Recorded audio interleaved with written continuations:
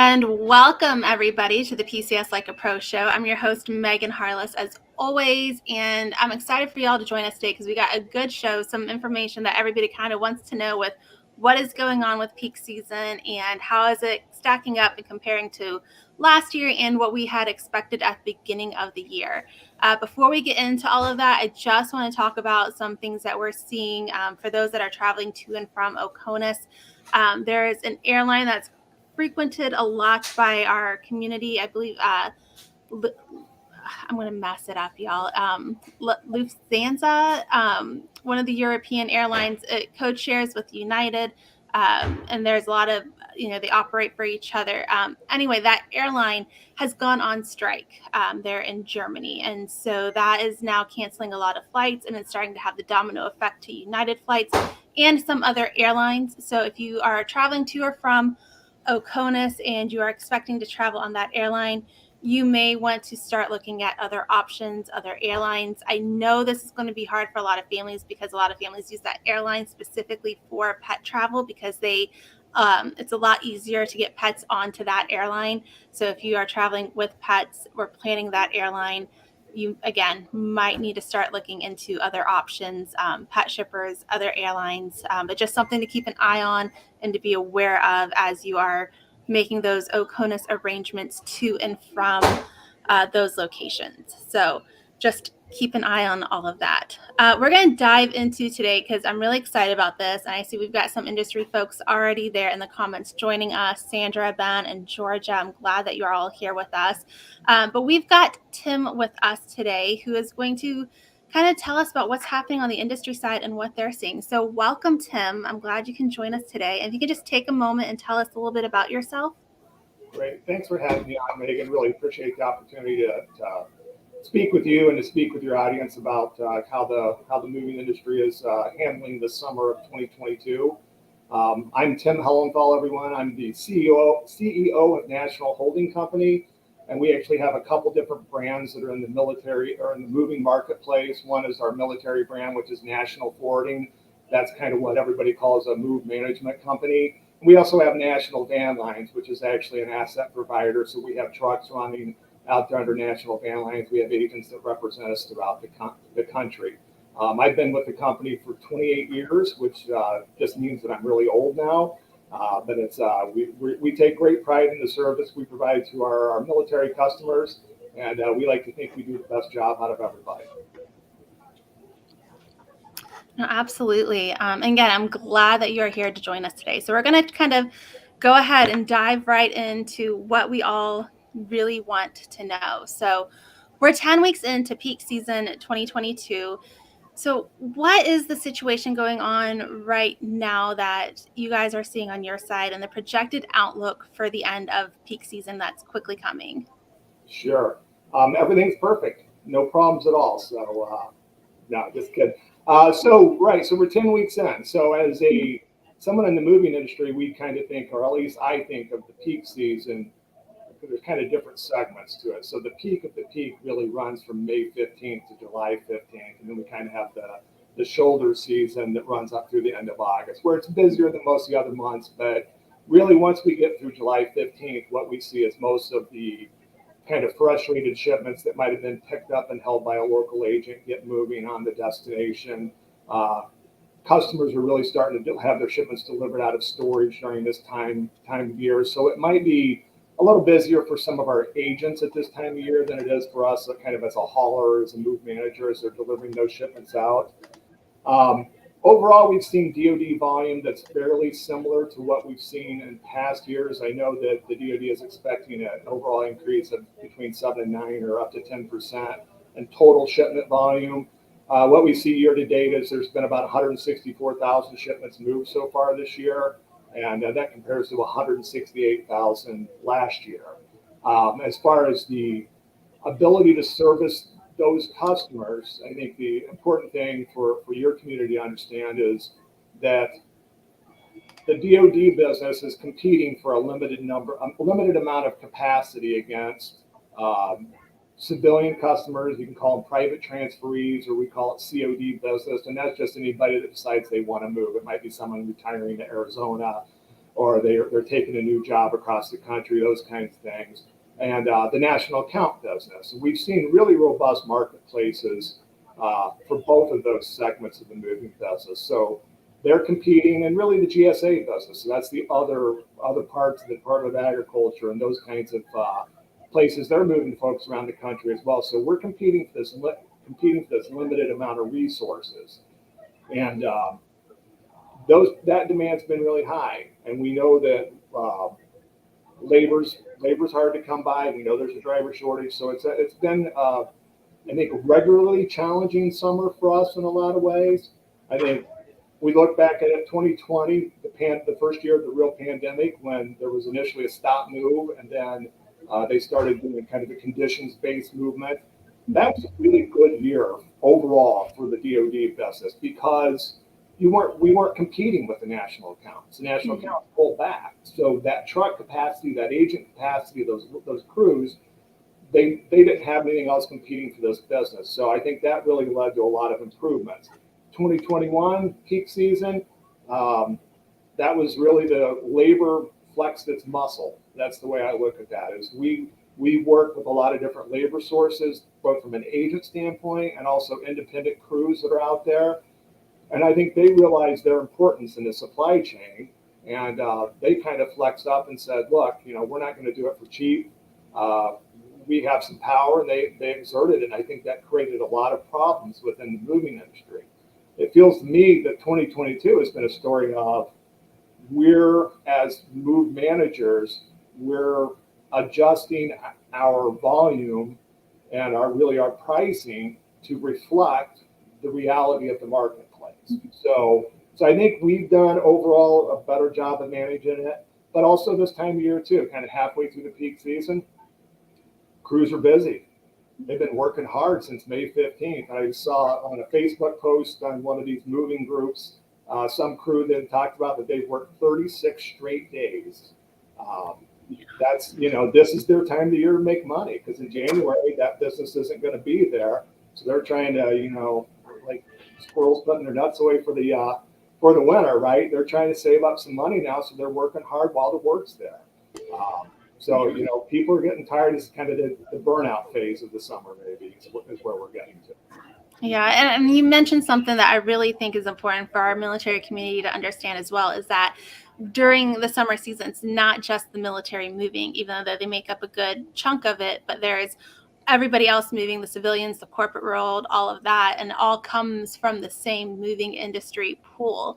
And so when we talk about that, there might be a delay here or there, it's not just the military side of things. It's because there's all those other contracts and shipments and everybody, and especially as we've seen with COVID, a lot of companies going to remote working, that you can remote work from anywhere. So you don't have to be tied to the location that your job is headquartered at. You can go work from your computer on the beach if you wanted to. So you have that ability to move and be flexible. And so we're seeing a lot of that kind of uptick with that as well. You touched on it a little bit about, we expected this season to kind of be similar to last season with the labor shortage, the driver shortage, and those issues that we saw last year in 2021. Has it been a lot of the same? Has it been a little bit better, a little bit worse? Just comparing to exactly last year, how has that kind of been? Sure. I guess it depends on who you ask. And for me, I went and reached out to a few of my industry colleagues prior to this call, because you and I talked about that we were going to talk about this specific issue, and I asked for their feedback, and it's an informal, anecdotal survey that I did. But most TSPs feel like that we've had a better summer, fewer service failures, fewer frustrated customers, better ability to cover the shipments that we've committed to. But there are some that think that I lost my connection with you, Megan, so I don't know if you can hear me or not. Oh, you're back there for a second. You were froze there. So I was worried. So we know that a lot of TSPs think it's been better. We know our experience is things are better. We know that we've had less times where we've had to have an agent go and pick up a shipment to hold it for a driver. And so for a customer, what that means is sometimes we can't get the driver there on time, so we'll have our local agent pick up the household goods and hold it until that driver. That's additional handling. That's going to overall result in more claims. So we've been able to reduce those number of agent pickups. Our inconvenience claims are down by 13% this year. Our RDD performance has improved by 50%. And we see preliminarily that our average CSS score is up for shipments that are, or for the scores that we're getting at this time. But it's really early in the process to really kind of make that decision. Some of the folks that thinks that things aren't going as well, and this is true for us too. It's not that we don't think things are going as well, but there's a lot of additional um, regulations and requirements that are coming out of Transcom every year that have an impact on capacity, right? So Transcom is trying to buy from this limited amount of capacity and competing against other folks. So whenever you add any kind of regulation into it, um, it's going to make folks take that into consideration. It's a cost. As a business, it's a cost. So when you decide what business you're going to work in, you look at those costs and you try to decide, you're going to go into the one that's the most profitable for you over the long term. One of those for us is the relays, and this is one that's been mentioned. Is in 2020, I've got some numbers here. In 2020, we had 10 to 15% of shipments required a relay, and I know this is really important for customers because if you go over your weight entitlement, you've got to pay. In 2021, it rose to 40 to 45%, and this year we're at 75 to 80% of all shipments require a relay. So how does that impact us as a TSP? So that means our drivers every time have to do a relay on a shipment. So if you figure it's a 30-minute deal to get a relay on average, and I'm sure there's some drivers that will say it's more, it's less, depends on where you are, right? But we'll call it 30 minutes on 150,000 domestic shipments a year. We end up with what I calculated back in the envelope math is that's like the equivalent of 30 full-time drivers doing nothing but relays all year. So that's doing the math again. If they can do 2 trips a month and there's 4 shipments on each trip, it comes out to like 2,400 less shipments that we can service every year because we have to do these additional relays. So those are things that kind of prevent some folks from wanting to get into this business. Is what prevents some drivers from wanting to do some of the DoD business because there's a lot of rules and regulations, and we know what they are, and we have an ability to try to put that on our prices, but that does impact the ability for the moving industry to be able to bring capacity to the DoD. Yeah, no, absolutely. We've got a couple questions here in the comments. One here from Ben. I want to throw it up here. I think this goes back to when we were talking about like the crew burnout and the work on the 36 straight days. Does this create an ebb and flow of capacity as people and crews take breaks from that, constant working and then needing to have that time off? I mean, yeah, absolutely it does. So probably the biggest time that we see that really come to bear, and I know it happens some at this time, but I think most of the crews are willing to stick it out because they know that we're going to get to the non-peak. But really around the Christmas period is when we see that change. So all of our crews and our drivers, they want to be home with their families, so they're taking off, and there's a surge in military moves for sure right before the end of the year because people want to get out of their homes and then spend the Christmas with their family, the holidays with their families, and then get delivered after Christmas. So that's where we see this ebb and flow, and it's a challenge. It's almost like a mini peak season for us, even though the volume's really low. It becomes really problematic to try to move that traffic during the Christmas holiday. Yeah, and I think a lot of it too for families, at least on our side, is again it's between the school semesters, and so we want to be able to move our kids during that break and not pull them out, in mid-October, start up for a month, and then have a break and that transition piece of them. That if they can, the less they miss, the better. So that's why summer peak season I know is always crazy because we want to be able to move between those school years to be able to make that transition a little bit easier. I know it doesn't necessarily always help the industry side, but that's one of the big things for families is being able to hit that school year. So, I mean, we know what's happening, stateside with everything. How about Oconus? How are things going on the Oconus side of moving? Are we still seeing the extensive port delays that we saw last year? Are things getting any better there? I mean, Oconus is continuing to see challenges similar to what we see on the domestic side with, Mhm. supply chain issues. So OCONUS, as we know that in Northern Europe, it's kind of a congestion is at a critical mass right now because there's a lot of problems in the Northern European ports because of some vessels missing their sailing schedules, and that puts pressures on the required delivery dates. Mhm. Um, Other things is you talk about OCONUS, but there's a large part of that move that happens within the United States, and that's we ship a lot to on rail to the ports, and from the ports back into the interior parts of the country. Rail congestion has been really a problem for the last really couple of years. And we know that the rail workers are currently in negotiations with all of the major railroads. I don't think there's a strike that's imminent, but that's a possibility. So those are things that we keep an eye on. We continue to see port congestion with shipments inbound from Oconus on all of the U.S. based ports, even though we've seen conditions improve, like at Long Beach. It's still delayed, and then there are some opportunities for us because we have military cargo to get some preference there. But then the other part of that too is all those containers that come off those container ships. Not only do they have to go to the rail yard, they also have to go on a chassis, and there's a shortage of chassis really everywhere. So I think that's things that are hurting us. But one of the things that's helping us is that Transcom did give us some relief on the required delivery dates by giving us expanded transit time based on the reality that we just can't ship it that quick. Mhm. We're subject to the sailing schedules of the shipping lines, and we have to use American flag vessels. So if we get it to the port and we just miss the boat, we have to wait for the next sailing before we can ship your household goods. Yeah, no, absolutely. So this year, there are still many families that are waiting to move, have it planned coming up in the next couple of months. So for those families that are, pre-packing, pre-pickup, what advice would you want to pass on to them, knowing how the first half of this season has gone?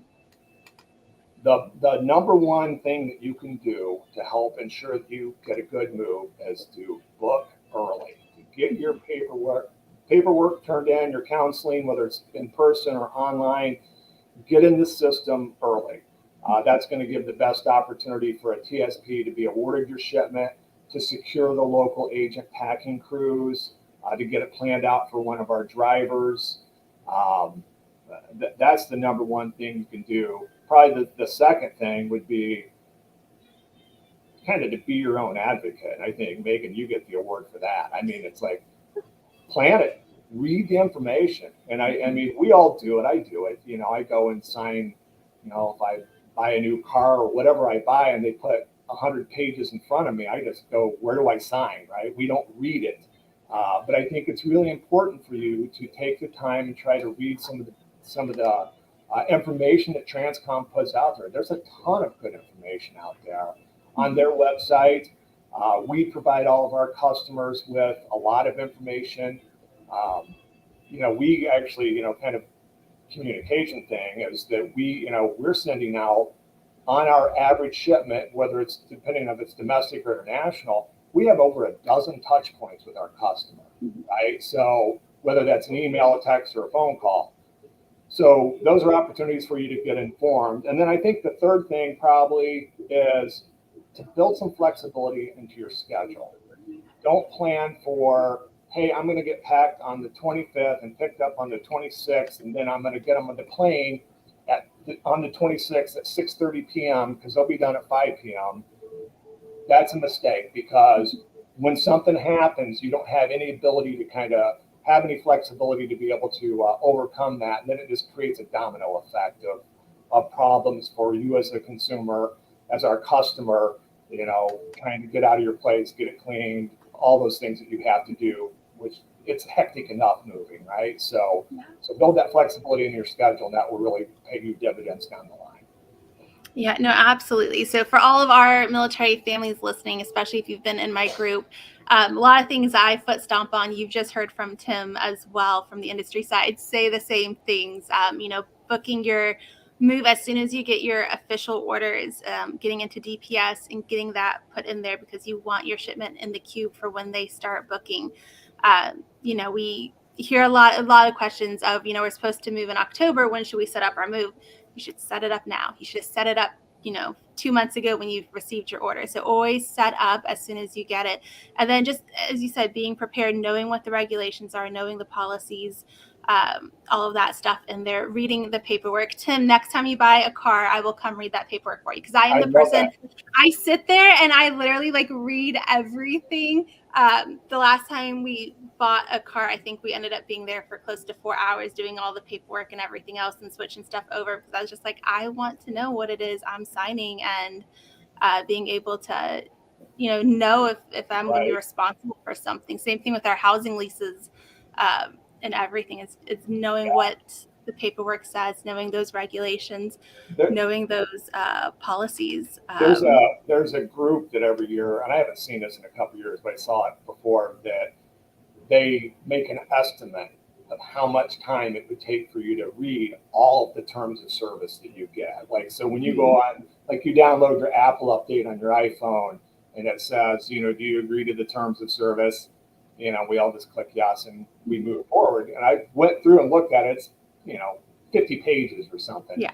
They make this estimate. And this is the ballpark, but it's 30 days it would take you every year if you read everything. And it just shows how many lawyers there are out there giving us a lot of fine print. The other part of that too, I'll circle back to this idea about competing for capacity, and that's another reason to book early. So if I get awarded your shipment from Transcom, they give it to National, and it's a month out, I can get my crews committed to your shipment before. Now, if a COD or a private transferee or national account comes in and says, hey, I need you to move on this same date, I can say, look, I'm already committed that date. So you're securing your position in line by booking early. So it's a great way to help ensure that your move gets taken care of. Yeah, no, absolutely. So every year we hear stories, unfortunately, about catastrophic losses happening, whether it's a truck fire, whether it's a mold disaster. There was one I learned of recently where it was a vehicular accident with the moving truck, and then the truck caught fire with that. So from the TSP side of things, how are these catastrophic losses in these situations handled? Well, the catastrophic losses like that are really the worst thing I can imagine happening to anyone, and it's the worst thing I can imagine happening to us or to any of our competition. As you might imagine, that when those kinds of things happen, there's usually someone with a phone making a video of it, and they're sharing it on Facebook or wherever. And you always want to beat your competition, but that's not a way I want to beat any of our competition, because when that happens, you end up with a customer that's devastated, driver who's in danger, who's lost his investment in his business from his tractor, has to go through insurance, and then it creates a tremendous. So I guess those things can happen to anybody, even the best mover. So if you hear that it's not that somebody's a bad mover, these things happen. It's dangerous out there on the roadways. So when the rules, there's a lot of very specific rules in the DoD requirements, regulations for how to go about handling these kinds of catastrophic losses. Our philosophy has always been, and kind of with everything, we run at that problem. We do not try to run away from it. We're required to contact all the stakeholders within 24 hours of the incident occurring. Then we have to keep all the stakeholders looped in. So that means as things develop, we've got to let the customer know. We have to let Transcom know. We have to let the local PIPSO know. So everybody can stay updated on those things. We have to provide weekly updates on how the claim settlement process is going. We have to make advance payments on anything up to 10% of what the total liability is expected to be. And the definition from Transcom of a catastrophic loss is anything with where a shipment contains more than 60% or more of the line items are damaged. So there could be an accident that's not a catastrophic situation. So you as a customer might hear, oh, there's an accident. Those things do happen. A lot of times the shipments are fine, especially if they're packed by, some of our great professional van operators that really give a tight load. But we're not allowed to discard items without the customer's permission. So that's something we need to get with that customer. We're supposed to expedite the shipment to destination, and if possible, if we can move it. If there's a van fire and things are, really burnt up bad, it's not safe to move that. And what would happen then is we have to get the customer on site to go through items to see if there's anything that's salvageable that they want to take possession of.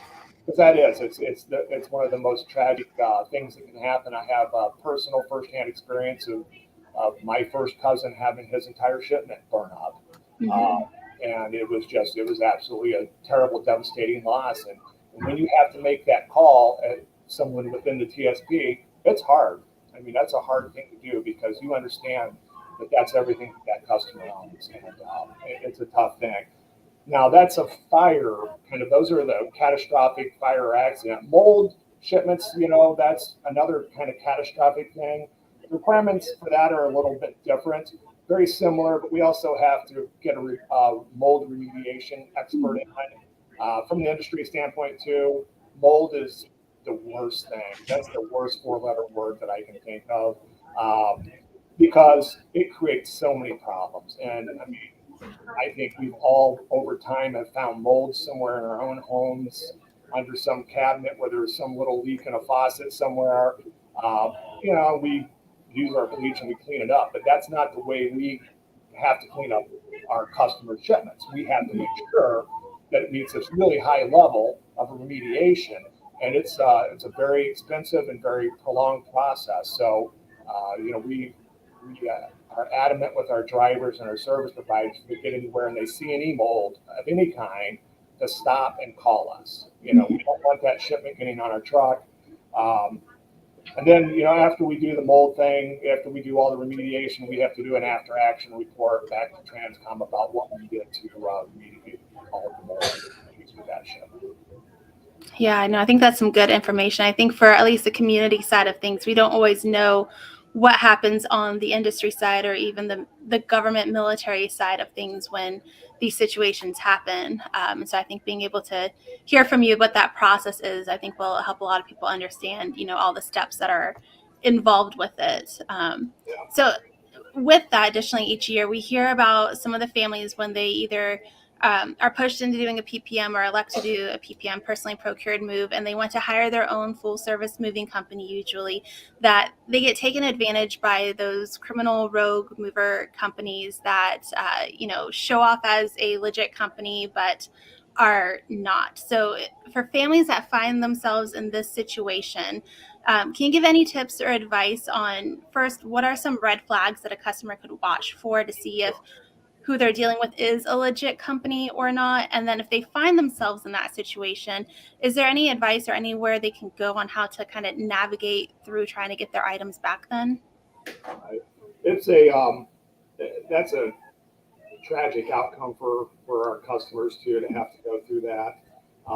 And I think that's one of the unfortunate results of kind of us as an industry. I think some of the folks I talked to, I said, reached out to others and said, how's your summer going?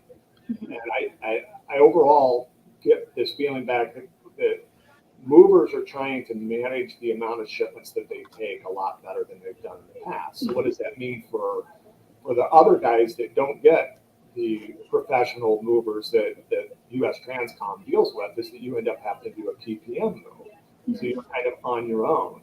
And when you go on your own, there are a lot of sharks out there, a lot of these rogue movers, they're criminals that want to take advantage of you. And you can go, and if you search on Mover, you're going to get these guys that they don't have a truck, they're brokers, they're going to give it to whoever the lowest person they can pay to move your shipment. And once they book it, they don't care. Because if they're a broker, they turn it over to somebody else, and then you're stuck. They show up at delivery and say, hey, we need twice as much as the original estimate. They damage your stuff, they hold a hostage, just a million different things that happen. And I think that's the unfortunate thing, kind of us managing this a little better, is I think it creates more these PPM moves, which creates an additional risk for these customers that are kind of outside the protection of Transcom.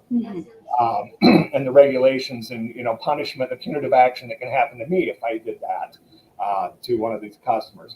But one of the things you can do if you're a customer is to go to safer.fmcsa, which is Federal Motor Carrier Safety Administration .dot.gov,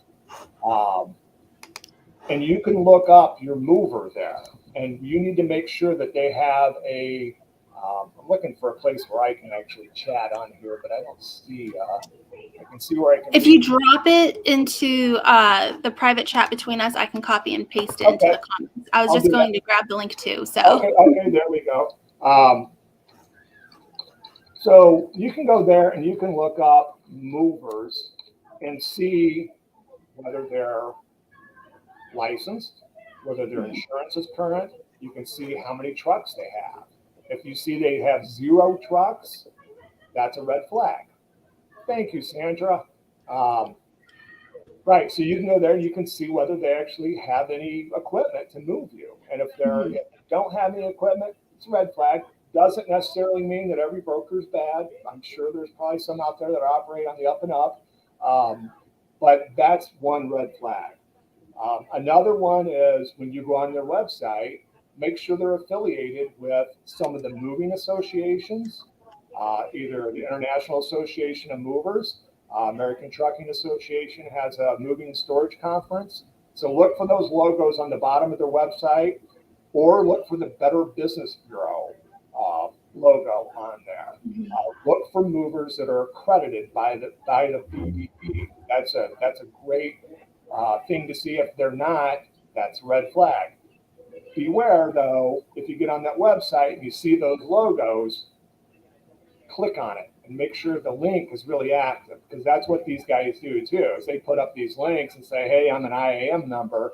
It's not really linked to their IAM's website, so IAM never can see it, or the BBB can never see it. So it creates this illusion that they're affiliated with these legitimate moving groups and professionals, and they're not.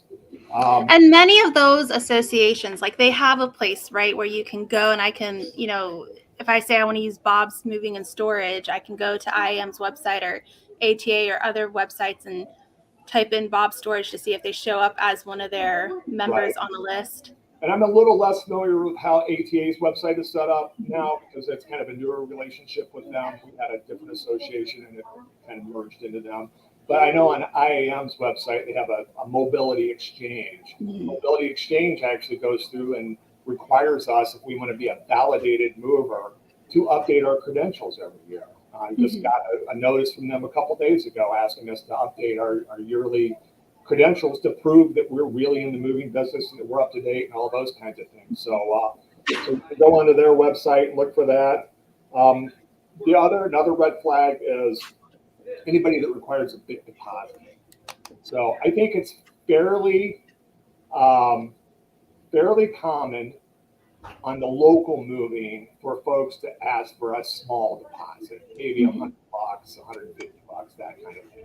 But if anybody's asking you for half up front, that's a big red flag. That tells me either one, they need your money to pay for the fuel to get you there, and that's a pretty big red flag, right?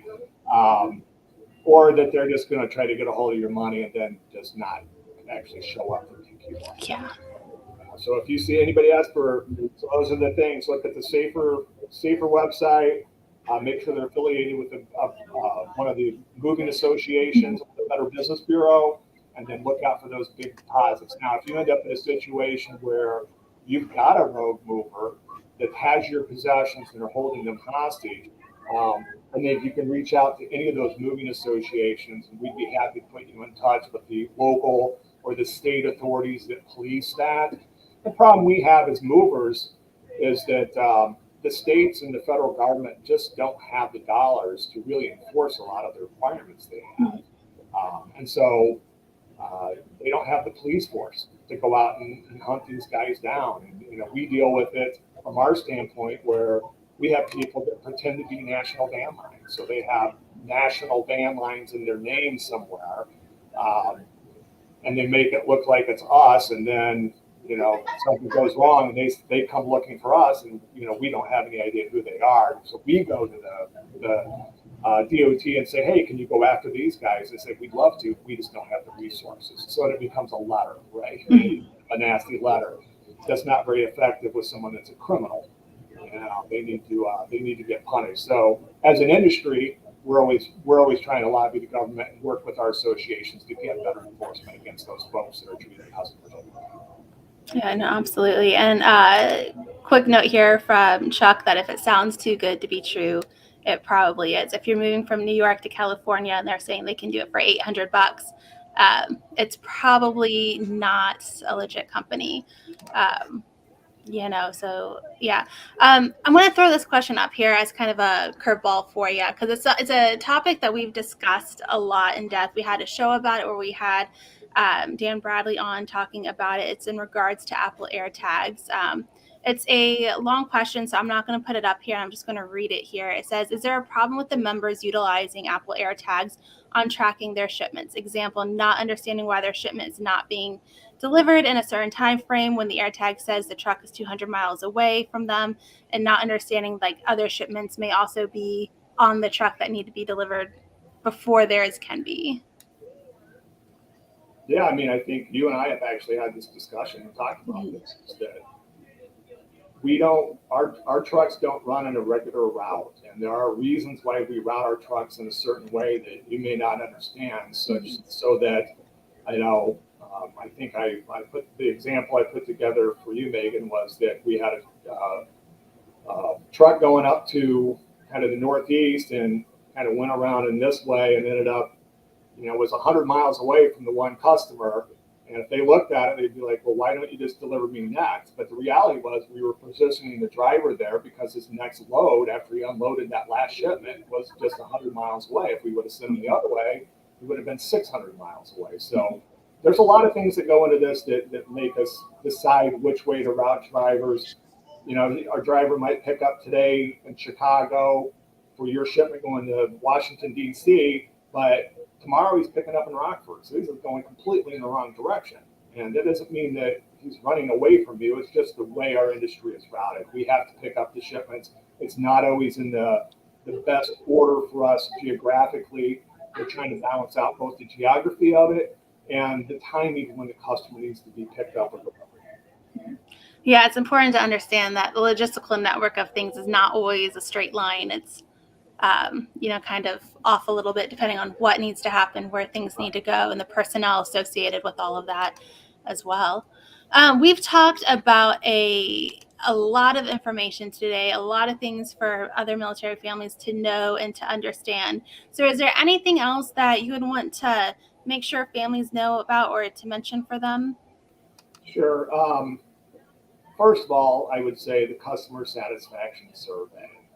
Um, it is critical for you as a customer to fill out that survey when it's sent to you by US Transcom. Now, they've changed the way they're kind of doing this recently, and you should be getting an email or a text message asking you to fill out this survey. So please do it. So even if you feel like your move was like, like it wasn't great, wasn't terrible, that feedback is critically important to us because honestly, if you have a move that was just kind of, that's a good move, right? So let the government know because that's going to determine who they give shipments to in the future. It gives them important feedback about the service providers that they are using. So please do that. It's critically important. One other thing that I would mention to your audience is as communication, right? So this is something that on every call that we have with the Transcom throughout the year. So as movers, we have weekly calls with Transcom during the peak season, and then we also have kind of what they call the executive working group call. So we're talking with Transcom a couple times a week. And all the personnel from the different personal property offices are going, carriers, TSPs, movers, please communicate with customers. Don't leave them in the lurch. Don't run away from the problem. Bad news doesn't get better with time. Those kinds of things, and they're absolutely right. Sometimes it might seem to you like the communications coming at the 11th hour, and you could have been notified earlier. But what happens in a lot of these cases is kind of behind the kind of the logistics part of this is it's not uncommon for us, if we're moving Megan, for us to go through and plan her shipment over the time on 3 or 4 different drivers. So we would have it on, driver A, and then because of all these other things, we get additional shipments. Hey, that's not going to work out, or a schedule changes, and then we'll plan it on driver B, and we plan on driver C. So we're not going to communicate that every time that we're changing who our driver is because it would scare you as a customer. And it's not really important to know that. But then what inevitably happens, and this happens all day, every day in every operations department for every mover, is it's 2 days from pickup now. And now that driver calls up and says, hey, I broke down in Albuquerque. I'm not going to make it. And then we go, okay, it's 2 days. Who else do we have? What else can we do? And our operations departments start calling in every possible favor, asking for help from anybody. And I go through, we take good records of these kinds of calls, and I can see when we've had a distressed customer, and I can see, we called this van line, we called this carrier, we called these people, trying to find and ensuring that we can get that customer picked up from residence. And 99% of the time, it works, and we find somebody. And that's the way this industry really operates. Is there's a lot of this happening, and what would be perceived as the 11th hour from the customer standpoint. But if we call that customer and worry you, I guess I'm trying to balance out that responsible communication with communication that might, that would possibly create red flags that don't need to happen. But then when, if we know that it's not going to happen, yes, absolutely. That's when it's time to get with the customer, talk about their options. And I think this is really what Transcom wants us to do. The missed pickups is something that's kind of been brought up this year. And it's important because if we miss a pickup, that's a tremendous inconvenience to a customer. Missed pickups have always been defined as, when we just fail to pick it up on the agreed upon date. But sometimes we have a truck break down. And if I call you as my customer and say, hey, Megan, what are your options? Do you have to be out? This is why it's important to build flexibility in your schedule. Do you have to be out on that date? Is there somewhere, we can put you up in a hotel for the night? Maybe we give you a cleaning service so you don't have to clean. Maybe we're going to take away your time to clean after, we move things out. So there's ways for us to work together to try to make those things happen. And, is that an inconvenience to you? Absolutely. That's the unfortunate nature of this business. And it's really challenging because there are so many different people involved in the process that one thing breaks down and it's kind of that domino effect. You kind of mentioned it this morning about the Lufthansa strike, right? And how that affects United Airlines and how it has this domino effect.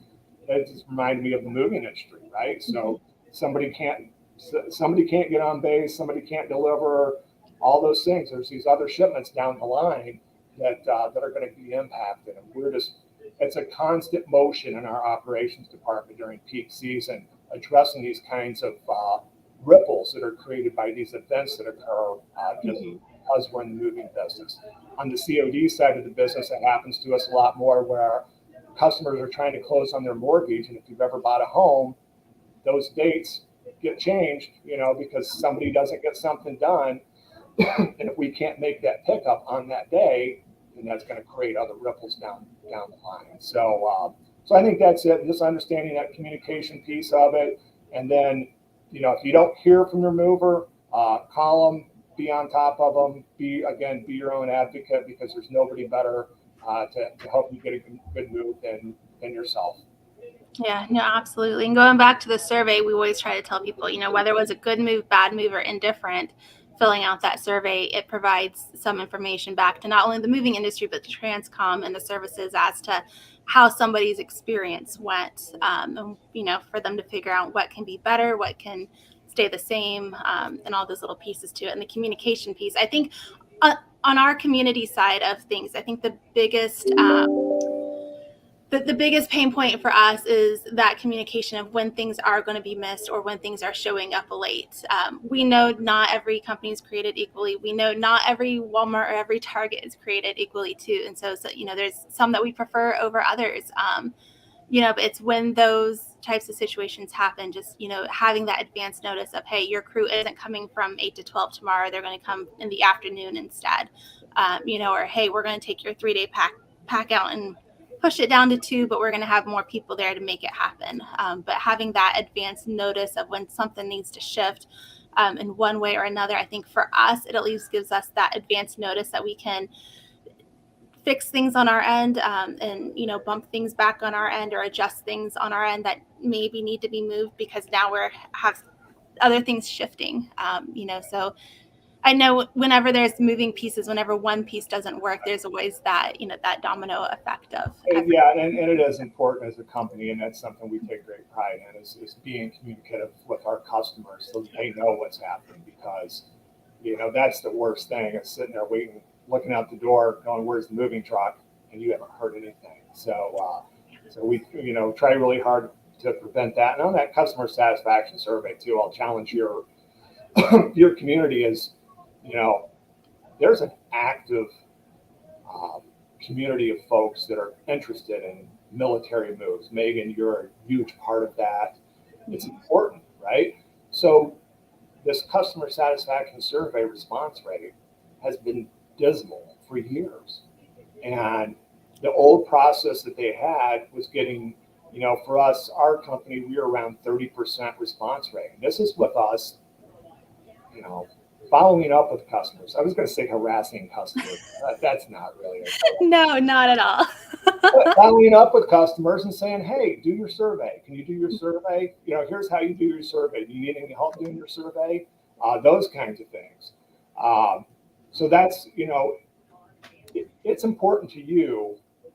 It's important to us for you to do the survey. Moving is important to you guys because you have to PCS. It's a fact of your life. It's very disruptive. I understand that. Super important to give that feedback to the government to let them know who's doing a good job and who's not doing a good job. As an industry, we're concerned that this new process kind of cuts our ability out of the loop, cuts us out of the loop of the opportunity really to follow up with customers and say, "Hey, can you do our survey?" We do it on our COD national account customers all the time, but it kind of cuts us out. So we're concerned about a low response rate. So harass your friends and family that are moving to get them to do their surveys. It's really important. Really important. No, absolutely. And I'll say this: I don't know what the good solution would be, but I wish there was some other way other than just this, emailed link survey to be able to find out how someone's experience was. And I'll throw this out there because I know we got a lot of industry people watching. I've been trying for the last several years somebody to come do undercover boss style with me to just, show up as the new neighbors and just welcome the new family in and just, see with your own eyes how the experience is going on the ground. You may be pleasantly surprised that it's all going well and smooth, and you'll be able to know and see that it is, or you may be shocked at, what may be happening. But I wish there was some other way other than just the survey to be able to get what that feedback is. I can tell you some on our community side, there are people that believe the survey doesn't matter for things, that it doesn't get read. It's just a check the block kind of thing. So some folks don't do it because they don't realize how important that survey is to the whole process with the moving industry. And so we've done a lot of pushing folks and trying to educate them on what it does and how important it is, and to get them to get it filled out. Yeah. But I think, again, with any process that's changing, we went from what we had on DPS the last however many years, and now a new process that it's going to take some time for some folks to maybe catch up with where it's at, what it is, and what needs to happen with it. Yeah, and we do. We go through those comments and we get them back. We provide those back to our underlying service providers and say, "Hey, here's what the customer said about your service," and then we, as a move manager, and I don't think this makes us unique in any way with other move managers, but we grade their performance. We use that survey to go back and grade the performance of our agents. So the packing questions go back to the folks that packed it, and then we use that to determine who the good movers are in an area. So, take the national capital region. That's a tremendously busy military area. We go through, and if I see a shipment's moving out of, Alexandria, Virginia, we look it up in our system and say, who are the movers that are near it? And then we have a score for every one of those movers that's developed based on the customer satisfaction survey. So we know who does a good job and who doesn't do a good job. And for us, because our future business depends on a good customer satisfaction score, when we start seeing, when we get to the busy season and our number one or number two couple top guys are telling us, hey, we're blacked out, we don't have any capacity, that's when as an industry we start blacking out too, because I can see the options that I have now after those kind of top performers, because we're ranking everybody, those are people that we don't want to work with because we don't think their quality is good enough for us to make sure that we're going to have business in the future and to take adequate care of our customers. Yeah, no, absolutely. And just a final comment here from Georgia that you should go be undercover boss. I was going to encourage one of the folks that are watching this to please go out and volunteer to do this undercover boss thing. So I mean, again, I think it'd be a great thing. We just should go show up as like the new neighbors, welcome to the neighborhood, or say goodbye. I can get the family on board with it so they understand what's going on. But again, just to be able to see what is actually happening on the ground for all of that. I live in a location now where we've got 1,200 military families that move out and 1,200 that move in within like a 4 to 6 week period every year. So I'm sure you probably have at least a shipment or two coming in or out of A few, yeah. Absolutely. Yeah. So but yeah, so Tim, thank you for joining us today. Sure. I greatly appreciate you taking the time out of your schedule to come and to talk and to share the information about what is going on and what families need to know. For everybody else joining us, I'm glad you're able to tune in and join us today. Join us again next week. We'll have another show, same time, same place. We're going to be talking about PCSing with our kids and sometimes the grief that goes along with PCSing and how to help that transition a little bit easier for them. So until then, enjoy the rest of your Wednesday, enjoy the rest of your week, and we'll see you next week. All right. Thank you, Megan.